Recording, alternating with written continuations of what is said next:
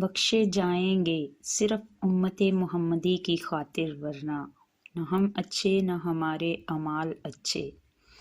حضرت جبرائیل علیہ السلام فرماتے ہیں، میں نے مشرق سے مغرب تک ساری زمین الٹ پلٹ کر دیکھی، مگر کوئی شخص محمد صلی اللہ علیہ وآلہ وسلم سے افضل نہ پایا۔ فرمان مصطفیٰ صلی اللہ علیہ وآلہ وسلم، بد نگاہی شیطان کے تیروں میں سے زہر میں بجھا ہوا ایک تیر ہے، جو اسے یعنی بد نگاہی کو میرے خوف سے چھوڑ دے گا، میں اسے ایسا ایمان عطا فرماؤں گا جس کی مٹھاس وہ اپنے دل میں محسوس کرے گا۔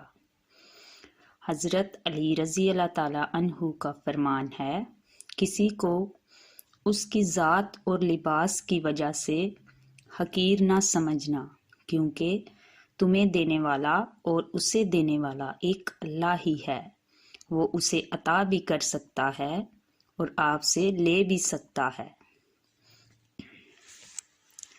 جب نیکی کی جائے تو سیدھے ہاتھ کا فرشتہ لکھتا ہے، اور جب برائی کی جائے تو الٹے ہاتھ کا فرشتہ لکھتا ہے۔ کیا آپ کو ایسا عمل معلوم ہے جس سے دونوں فرشتے حرکت میں آ جاتے ہیں؟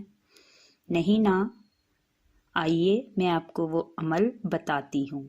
ہمارے پیارے نبی صلی اللہ علیہ وآلہ وسلم پر درود پاک پڑھنا ایسا عمل ہے جس سے سیدھے ہاتھ کا فرشتہ 10 نیکیاں لکھتا ہے اور الٹے ہاتھ کا 10 گناہ مٹاتا ہے، اور اللہ تعالیٰ 10 درجات بلند کرتا ہے۔